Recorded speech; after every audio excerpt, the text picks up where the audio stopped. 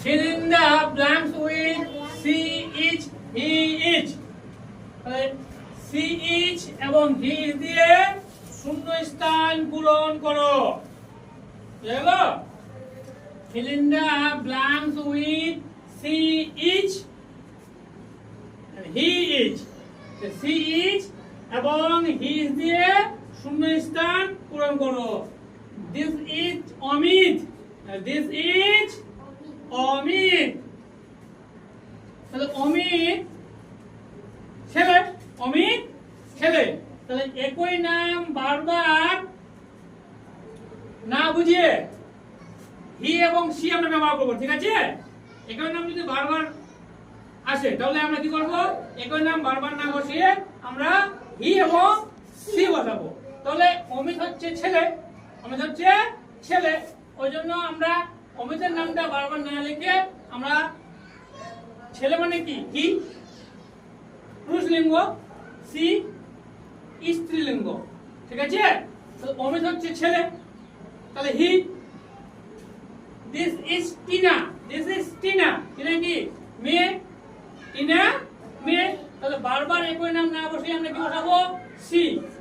ঠিক আছে সি মানে সে হি মানেও সে সি মানেও সে সি মানে হচ্ছে স্ত্রীলিঙ্গ হি মানে হচ্ছে পুরুষলিঙ্গ তাহলে হি হচ্ছে ছেলেদের ক্ষেত্রে সি হচ্ছে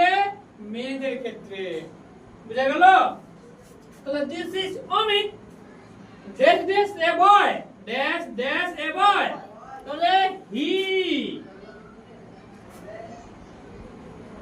is a boy he is a boy Amit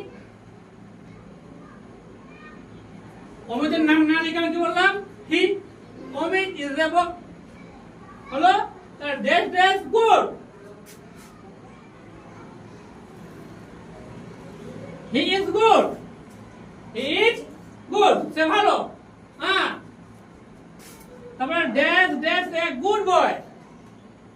dash dash a good boy